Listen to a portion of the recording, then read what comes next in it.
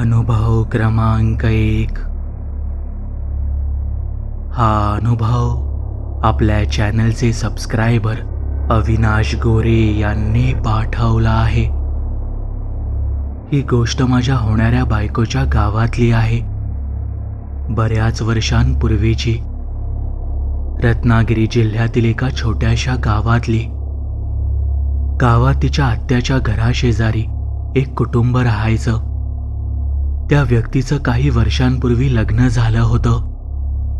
घरात तो व्यक्ती, त्याची बायको आणि त्याची आई असे तिघे राहायचे.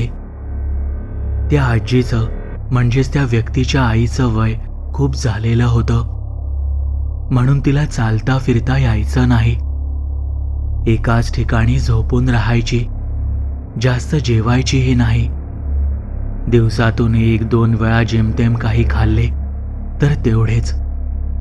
घरात कोणी पाहुणे आले की जास्त बोलत सुद्धा नसत. बरेच महिने उलटले आणि तिची अवस्था दिवसेंदिवस ढासळत गेली. गावात त्यांच्या जवळच शेजारी लग्नकार्य होतं. लग्नाच्या 1 दिवस आधी सगळ्या बायका लग्नाची तयारी करण्यासाठी त्यांच्या घरी जमल्या होत्या. जेवणाची सगळी लगबग सुरू होती. वेगवेगळ्या प्रकारच्या भाज्या कापणं सुरू होतं, म्हणजे दुसऱ्या दिवशी सकाळी घाई नको व्हायला.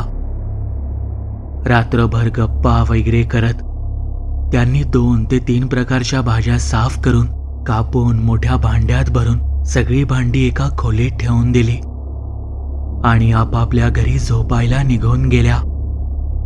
मध्यरात्र उलटून गेली होती. 2 वाजत आले असावेत. तितक्यात त्या खोलीतून कसलासा आवाज येऊ लागला, म्हणून तो व्यक्ती आणि त्याची बायको झोपेतून उठले आणि त्या खोलीत पाहायला गेले. आणि तिथले ते विचित्र आणि तितकेच किळसवाणे दृश्य पाहतच राहिले. ती आजी जी जागेवरून उठतही नव्हती, जिला चालताही येत नव्हतं, ती उठून त्या खोलीत आली होती आणि त्या भाज्या कच्च्या खात होती. त्या दोघांनाही काहीच कळलं नाही की आपण नक्की काय पाहतोय, कारण ज्या प्रकारे ती भाज्या खात होती ते खूपच अमानवीय वाटत होतं. त्यांनी कसंबसं तिला सावरलं, पण तोपर्यंत लग्न कार्यासाठी आणलेल्या 3 ते 4 किलो भाज्यांपैकी तिने अर्ध्या भाज्या कच्च्या खाऊन टाकल्या होत्या.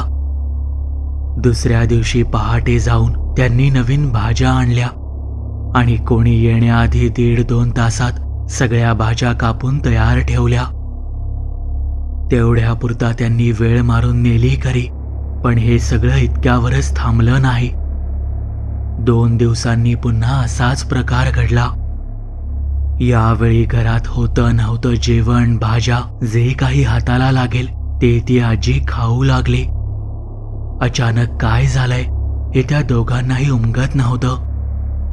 काही दिवस असेच गेले आणि हा प्रकार वाढतच गेला. शेवटी त्या व्यक्तीने आपल्या स्वतःच्या आईला बांधून ठेवलं, जेणेकरून ती खोलीतून बाहेर येणार नाही. पण तरीही ती बांधलेले हातपाय सोडून बाहेर यायची आणि घरातलं सगळं अन्न संपवून टाकायची. त्यानंतर त्याने तिच्या खोलीला कुलूप लावायचे ठरवले. एके रात्री तिला तिच्या खाटेला बांधून बाहेरून दाराला कडी आणि कुलूप लावलं आणि ते दोघंही गाढ झोपून गेले. काही वेळानंतर अचानक घराच्या मुख्य दारावर धापा पडू लागल्या. हे दोघंही धडपडून उठले आणि धावत जाऊन दार उघडले. काही गावकरी त्यांना सांगायला आले होते की ती आजी गावात फिरते, बाहेर वाळत घातलेले कपडे फाडून टाकते आणि लोकांच्या घरात घुसून हाताला लागेल ते खाते. हे ऐकून त्यांचा विश्वासच बसला नाही, पण ते गावकरी त्यांना दाखवायला एका घरात घेऊन गेले तेव्हा त्यांना विश्वास बसला. तिला 3 ते 4 जणांनी मिळून कसेबसे घरी आणले. इतके बांधल्यावरही ती स्वतःला कसे सोडवायची हे त्यांना कळायचंच नाही. पण तिच्या खोलीची खिडकी तोडून ती बाहेर जायची. या वृद्धापकाळात तिला इतका जोर, इतकी शक्ती कुठून आणि कशी आली हे कोणालाच कळलं नाही. पण नंतर हा प्रकार रोजच घडू लागला. दोरीने बांधा की साखळदंडाने ती आजी त्यातूनही सुटून जायची आणि घराबाहेर पडायची.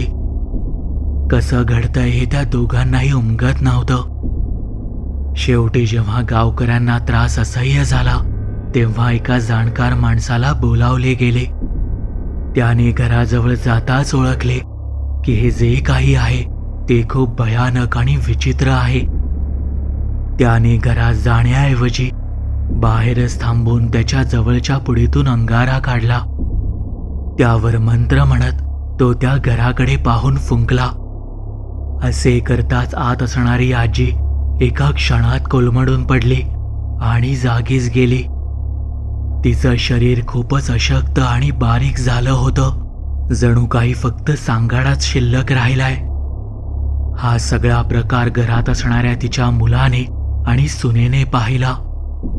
त्या जाणकार माणसाने सांगितलं की या बाईला मरून बरेच महिने झाले आहेत. तिच्या शरीरात दुसरंच कोणीतरी वास करत होतं.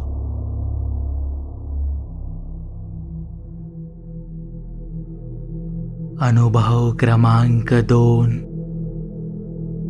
हा अनुभव आपल्या चॅनलच्या एका सबस्क्रायबरने पाठवला असून त्यांनी त्यांचे नाव गुपित ठेवण्याची विनंती केली आहे.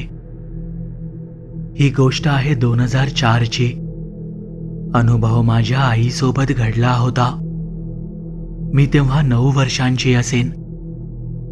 दरवर्षी उन्हाळ्याची सुट्टी लागल्यावर आम्ही सगळे 2 महिने गावी जायचो. आमचं कुटुंब तसं खूप मोठं होतं, म्हणजे 30 जणांचं. रोज रात्री जेवल्यानंतर आम्ही सगळी भावंडे बाहेर गप्पा मारत बसायचो.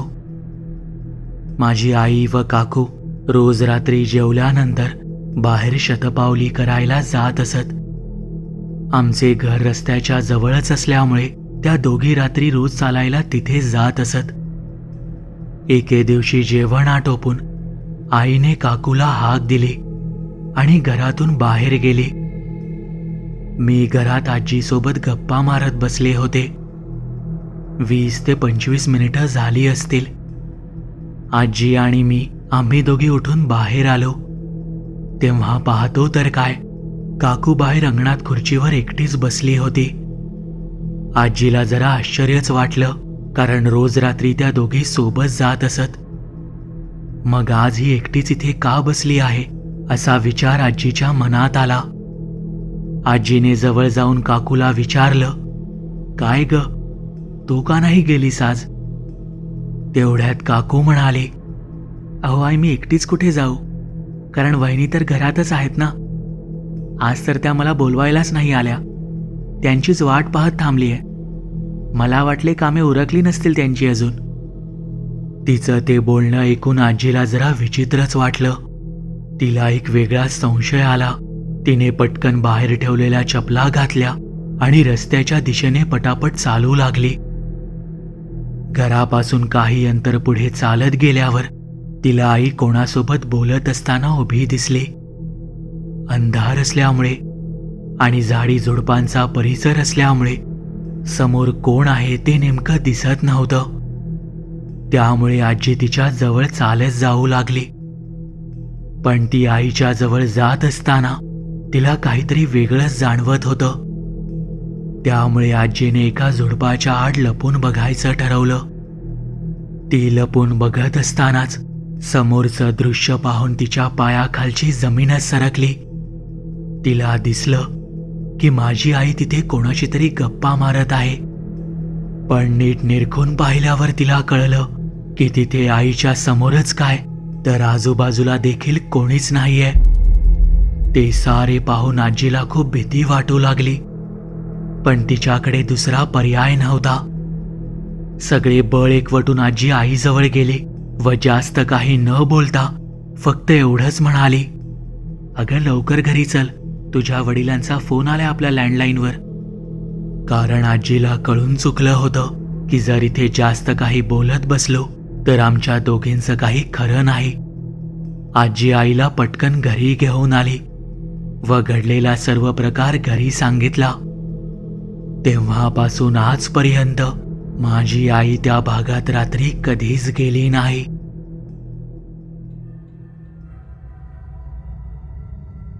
अनुभव क्रमांक 3. हा अनुभव आपल्या चॅनलच्या सबस्क्रायबर रोहिणी यांनी पाठवला आहे. प्रसंग माझ्या लहान भावासोबत 2018 मध्ये घडला होता. लातूरपासून साधारण 20 किलोमीटर अंतरावर आमचं एक गाव आहे. तिथे आमच्या जुन्या घराचे बांधकाम सुरू होते. त्यामुळे मदत करायला, काही हवे नको ते पाहायला आणि काम नीट चालू आहे की नाही यावर देखरेख ठेवायला तो दररोज ये जा करायचा. आमच्या घराशेजारी एक जुना पडका वाडा होता, जिथे एक आजोबा राहायचे. आमचे जास्त काही बोलणे व्हायचे नाही, पण त्या मोठ्या वाड्यात ते एकटेच राहत आहेत आणि त्यांना कोणी पाहायला सुद्धा येत नाही इतकंच माहीत होतं. काही महिन्यांनी बांधकाम पूर्ण होत आलं. रंगकाम थोडं राहिलं होतं, पण तोपर्यंत आम्ही सगळे म्हणजे माझे आई वडील, मी आणि माझा भाऊ असे आम्ही सगळे तिथे शिफ्ट झालो. माझा भाऊ काही दिवसांसाठी मित्रांसोबत बाहेर फिरायला गेला होता. 4-5 दिवसांची ट्रिप काढली होती त्याच्या मित्रांनी. ज्या दिवशी घरी आला त्या रात्री साधारण 11 वाजून गेले होते. घराबाहेर गाडी पार्क करतच होता. तितक्यात बाजूच्या त्या पडक्या वाड्यातून कोणीतरी कणत असल्याचा, रडत असल्याचा आवाज येऊ लागला. काही क्षण थांबून त्याने आवाजाचा कानोसा घेतला आणि नक्की केलं की तो आवाज त्या वाड्याच्या दिशेने किंबहुना त्या वाड्यातूनच येतोय.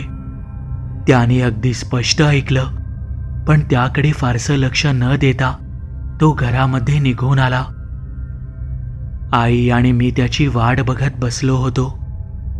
आल्यावर फ्रेश वगैरे होऊन तो जेवायला बसला. ट्रिप वगैरे कशी झाली ते सांगत होता. जेवण आटोपल्यावर झोपायला जाताना त्याने आईला सहज विचारलं, अगं आई, आपल्या बाजूच्या वाड्यामध्ये काही झालंय का? त्यावर आईने विचारलं, का रे, काय झालं? तू अचानक असं का विचारतोय? त्यावर तो म्हणाला, मी गाडी घराबाहेर पार्क करून येत असताना मला त्या वाड्यातून रडण्याचा आवाज येत होता, जसं कोणीतरी वेदनेने कणत आहे. हे ऐकून आई थोडी शांत झाली आणि त्याला खात्री करत पुन्हा विचारलं, तू नीट ऐकलं होतं का? तो आवाज रडण्याचाच होता आणि त्या वाड्यातूनच येत होता का? यावर माझा भाऊ म्हणाला, अगं हो, तो आवाज मला स्पष्ट ऐकू येत होता, म्हणून तर मी तुला विचारलं ना. त्यावर आई म्हणाली, त्या वाड्यामध्ये जे आजोबा राहत होते ना, त्यांचे 4 दिवसांपूर्वी आजाराने निधन झालंय आणि गेले 3 दिवस त्या वाड्यामध्ये कोणीच राहत नाहीये. मग तुला आवाज कसला आला? असे बोलताच माझी आई आणि माझा भाऊ शांतपणे एकमेकांकडे पाहतच राहिले.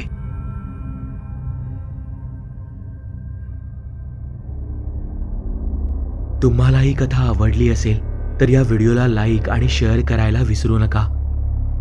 जर तुम्ही आपल्या चॅनलवरती नवीन असाल तर आपल्या चॅनलला सबस्क्राईब नक्की करा आणि बेल आयकॉनवरती क्लिक करा, म्हणजे तुम्हाला पुढील येणाऱ्या व्हिडिओचे नोटिफिकेशन लगेच मिळेल. तुमच्याकडेही अशा कथा किंवा अनुभव असतील तर ते तुम्ही मला आपल्या वेबसाईटद्वारे म्हणजेच TKStoryteller.com द्वारे पाठवू शकता. त्याची लिंक मी या व्हिडिओच्या डिस्क्रिप्शनमध्ये दिली आहे. आपल्या चॅनलबद्दलचे अपडेट्स मिळवण्यासाठी आपल्या फेसबुक, इंस्टाग्राम, ट्विटर आणि टेलिग्राम या चॅनल्सला फॉलो करायला विसरू नका. आपल्या चॅनलवर पोस्ट झालेल्या सगळ्या कथा तुम्ही आता आपल्या वेबसाईटद्वारेही वाचू शकता. त्यासाठी आपल्या वेबसाईटला म्हणजेच TKStoryteller.com ला भेट द्यायला विसरू नका.